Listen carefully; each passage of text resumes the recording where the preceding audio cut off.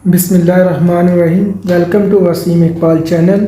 जैसा कि हमने पहले सीवीएस पैथोलॉजी को किया, उसके बाद हमने हीमाटोलॉजी पैथोलॉजी को किया, उसके बाद हमने हीमाटोलॉजी फिजियोलॉजी को भी किया। अब हमारा जो सिस्टम है वो है रेस्पिरेटरी फिजियोलॉजी। हम रेस्पिरेटरी फिजियोलॉजी को स्टार्ट कर चुके हैं और रेस्पिरेटरी फिजियोलॉजी के अंदर हमारा जो टॉपिक है वो है lungs volume and its capacity. First हम लंग्स वॉल्यूम को डिस्कस करेंगे, देन लंग्स वॉल्यूम की बेस के ऊपर हम लंग्स कैपेसिटी को देखेंगे। लंग्स वॉल्यूम में जो फर्स्ट वॉल्यूम आ जाता है वो होता है tidal volume.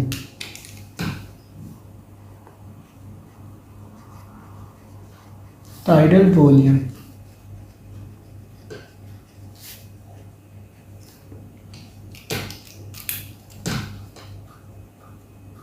The volume of air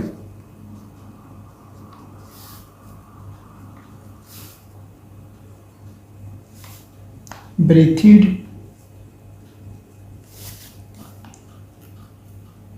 in or out in acute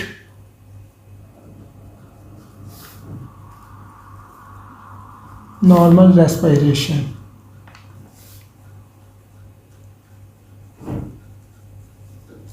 simply वो कहता क्या है कि अगर एक पर्सन जो कि नॉर्मल रेस्ट की कंडीशन में है वो नॉर्मली कितनी एयर को इनहेल कर रहा है और एक्सहेल कर रहा है, तो उस कंडीशन को हम टाइडल वॉल्यूम कहते होते हैं। टाइडल वॉल्यूम की जो नॉर्मल वैल्यू होती है वो 500 ml होती है। अब हम नॉर्मली 500 ml एयर को जो है वो इंस्पायर्ड करते हैं, तो इस 500 ml एयर में से 150 ml एयर जो होती है वो रेस्पिरेटरी एयर पैसेजेस में ही रह जाती है। तो इस 50 ml एयर जो होती है जो कि रेस्पिरेटरी एयर पैसेजेस में ही रह जाती है, तो इसको हम बोलते होते हैं respiratory dead species. Respiratory dead species. Then 150 ml air जो होती है वो एल्वियोलाई तक पहुंचती है जहां पर एक्चुअल में गैसियस एक्सचेंज होती है। अब अगर हम एक्सरसाइज करते हैं या फिर कोई डिजीज़ की कंडीशन है या फिर जेंडर डिफरेंसेस है, मींस क्या कि मेल और फीमेल में इनहेल और एक्सहेल का प्रोसेस जो होता है एयर का वो डिफरेंट होता है। तो उसके कहने का मतलब ये है कि अगर हम जो है वो एक्सरसाइज करते हैं या फिर कोई डिजीज़ की कंडीशन है या फिर जेंडर डिफरेंसेस हैं, तो इन कंडीशंस के अंदर जो टाइडल वॉल्यूम होता है वो चेंज होता रहता है। मगर एक नॉर्मल पर्सनस के अंदर जो टाइडल वॉल्यूम होता है वो 500 ml होता है। उसके बाद हम देख लेते हैं सेकंड जो लंग्स वॉल्यूम आ जाता है वो होता है inspiratory reserve volume.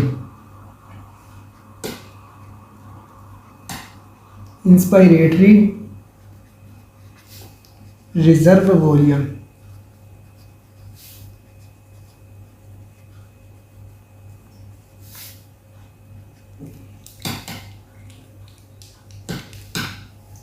extra volume of air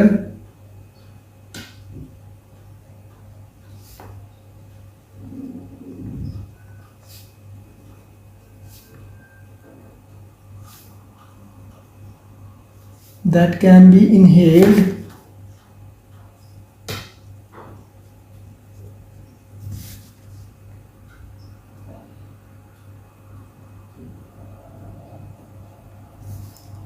after a normal respiration, normal inspiration। वो कहता क्या है कि अगर हम नॉर्मली एयर को जो इनहेल करते हैं तो उसके बाद मज़ीद हम फोर्सफुली कितनी और एयर को हम इनहेल कर सकते हैं, कितनी एबिलिटी होती है एयर को इनहेल करने की, तो उस वॉल्यूम को हम बोलते होते हैं इंस्पायरेटरी रिजर्व वॉल्यूम। अब इंस्पायरेटरी रिजर्व वॉल्यूम जो होता है वो नॉर्मली 2500 ml होता है। देन आ जाता है expiratory reserve volume.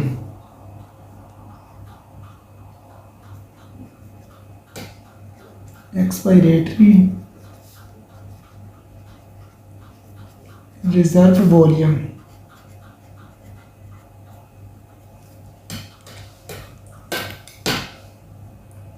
extra volume of air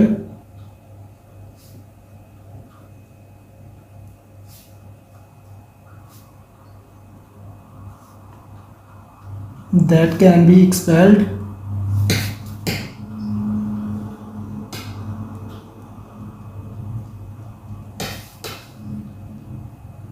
forcefully from lungs even after normal expiration.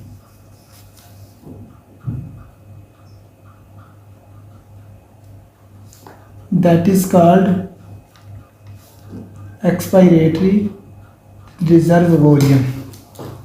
वो इस डेफिनेशन में क्या कहता है कि अगर हम नॉर्मली जो एयर को हम एक्सहेल करते हैं उस एयर को एक्सहेल करने के बाद हम फोर्सफुली और कितनी एयर को मज़ीद हम एक्सहेल कर सकते हैं तो उसको हम एक्सपायरेटरी रिज़र्व वॉल्यूम बोलते होते हैं। एक्सपायरेटरी रिज़र्व वॉल्यूम जो होता है वो नॉर्मली 1500 ml होता है। 1500 ml। उसके बाद आ जाता है residual volume.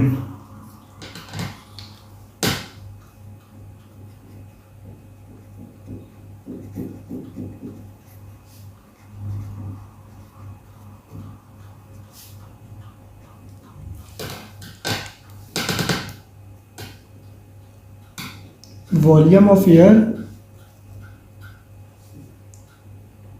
remaining in lungs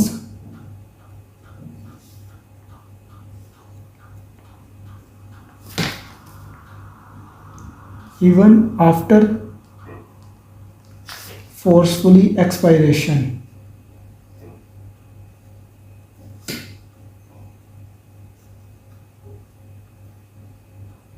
That is called residual volume.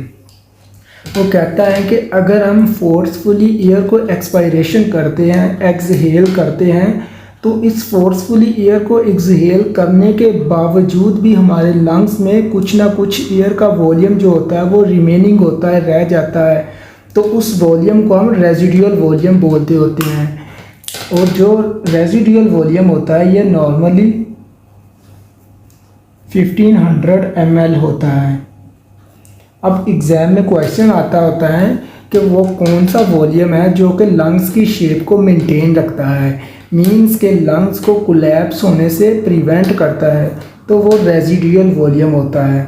अगर हमारे लंग्स में रेजिडुअल वॉल्यूम ना हो मींस ये कि एयर जो है वो ना हो तो एक्सपायरेशन के बाद जो रेजिडुअल वॉल्यूम होता है अगर ये ना हो तो हमारे लंग्स जो होते हैं वो कोलैप्स कर जाएं। जब लंग्स कोलैप्स कर जाएंगे तो गैसियस का एक्सचेंज नहीं होगा। जब गैसियस एक्सचेंज नहीं होगा तो बंदे की डेथ हो सकती है। तो इसलिए रेजिडुअल वॉल्यूम वो वॉल्यूम होता है जो कि लंग्स को कोलैप्स करने से प्रिवेंट करता है। ये लंग्स के प्रेशर को जो होता है वो डिक्रीज़ करता है, कम करता है, ताकि लंग्स जो है वो आपस में कोलैप्स ना कर सके।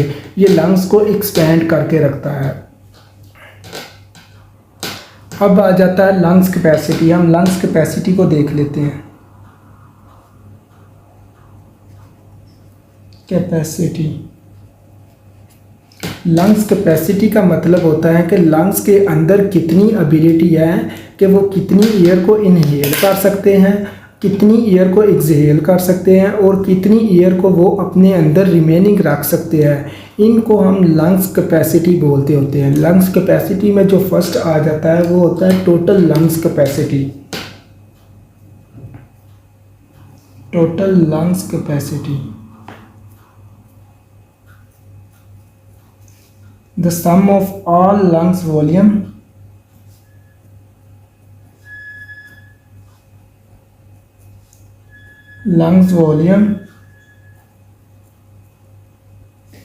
that is called lungs capacity। Means क्या कि हमने जो लंग्स के वॉल्यूम जो है वो पहले जो पढ़े उन सब को अगर हम कंबाइन कर दें, उनको हम कंबाइन करें तो उनकी जो वैल्यू को हम इकट्ठा करें तो जो एक वैल्यू आती है उसको हम लंग्स कैपेसिटी कहते होते हैं। मीन्स क्या कि अगर हम tidal volume, inspiratory reserve volume, expiratory reserve volume और रेजिडुअल वॉल्यूम को इकट्ठा करते हैं तो जो एक वैल्यू हमें मिलती है उसको हम टोटल लंग्स कैपेसिटी बोलते होते हैं। जैसा कि टाइडल वॉल्यूम जो होता है 500 ml होता है, प्लस इंस्पायरेटरी रिजर्व वॉल्यूम जो होता है वो 2500 होता है, प्लस एक्सपायरेटरी रिजर्व वॉल्यूम जो कि 1500 ml होता है, प्लस रेजिडुअल वॉल्यूम जो कि 1500 ml होता है। तो इन सब को जब हम प्लस करते हैं तो जो वैल्यू आती है वो होती है 6000 ml। तो ये वैल्यू जो है ये टोटल लंग्स कैपेसिटी है। उसके बाद आ जाता है vital capacity.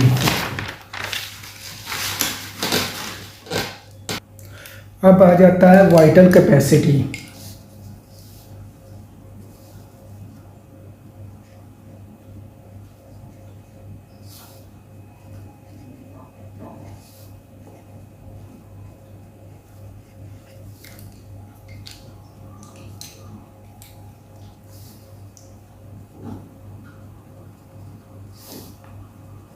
volume of air that can be expelled out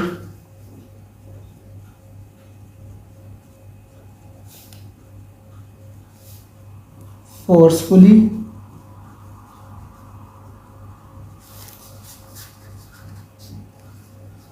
after a deep inspiration. After a deep inspiration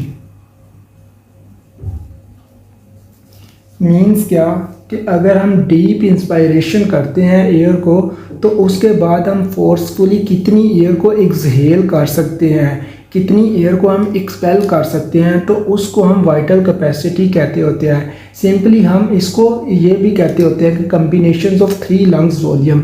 अगर हम थ्री लंग्स वॉल्यूम को हम कंबाइन कर लें तो जो वैल्यू आती है उसको हम वाइटल कैपेसिटी कहते होते हैं। इसकी एक डेफिनेशन इस तरह भी की जाती है कि टोटल लंग्स कैपेसिटी में से अगर हम रेजिडुअल वॉल्यूम को निकाल दें तो जो वैल्यू बाकी बचती है वो वाइटल कैपेसिटी होती है। मीन्स क्या कि ये जो टोटल लंग्स कैपेसिटी है इसमें से अगर हम रेजिडुअल वॉल्यूम को निकाल दें तो जो वैल्यू बचेगी वो होगी वाइटल कैपेसिटी, और वो कितनी बचती होती है 4500 ml। तो ये होती है वाइटल कैपेसिटी। इसके अंदर 3 लंग्स वॉल्यूम को हम कंबाइन करते होते हैं। वो कौन कौन से होते हैं? फर्स्ट आ जाता है टाइडल वॉल्यूम, देन आ जाता है इंस्पायरेटरी रिजर्व वॉल्यूम, प्लस आ जाता है एक्सपायरेटरी रिजर्व वॉल्यूम। तो वो जो वैल्यू आती है उसको हम वाइटल कैपेसिटी बोलते होते हैं, और वो होती है 4500 ml। उसके बाद आ जाता है देन आ जाता है inspiratory capacity.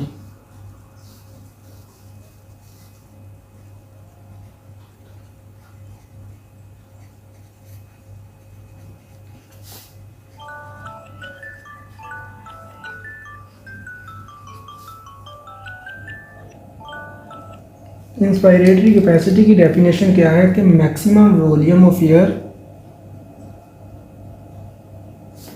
Maximum volume of air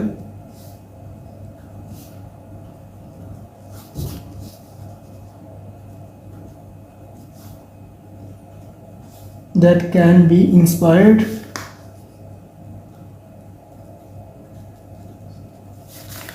after normal expiration।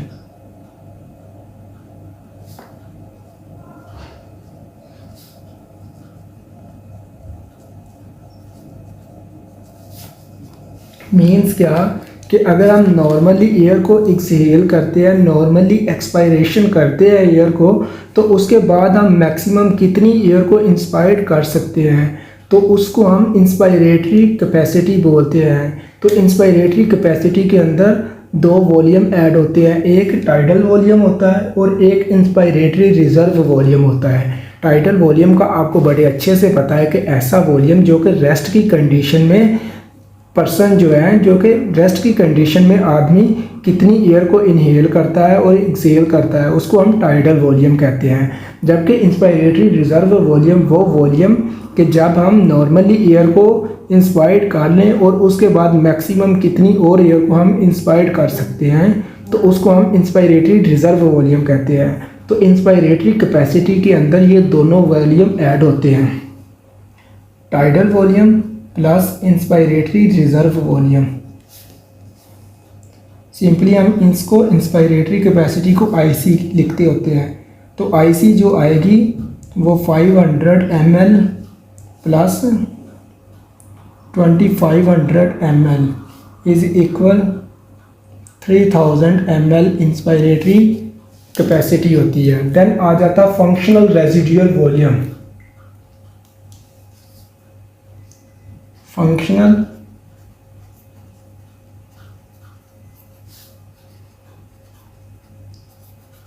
Residual volume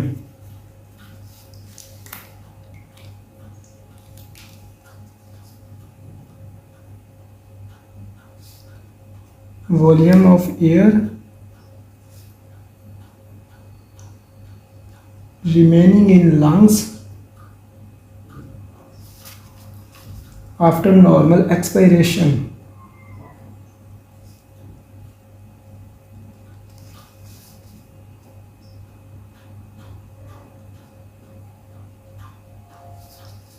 That is called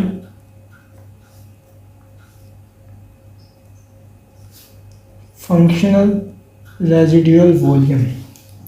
वो कहता है कि एयर का वो वॉल्यूम जो कि रिमेनिंग लंग्स के अंदर रहता है after normal expiration, that is called residual volume, functional residual volume. मतलब क्या कि अगर हम नॉर्मली एक्सपायरेशन करते हैं, नॉर्मली एयर को एक्सहेल करते हैं, तो उसके बाद जो वॉल्यूम लंग्स के अंदर रिमेनिंग रह जाता है उसको हम कहते होते हैं functional residual volume. Functional residual volume के अंदर दो वॉल्यूम ऐड होते हैं, एक होता है एक्सपायरेटरी रिजर्व वॉल्यूम और एक होता है respiratory residual volume. Expiratory reserve volume plus residual volume, तो जो आता है 1500 ml 1500 ml।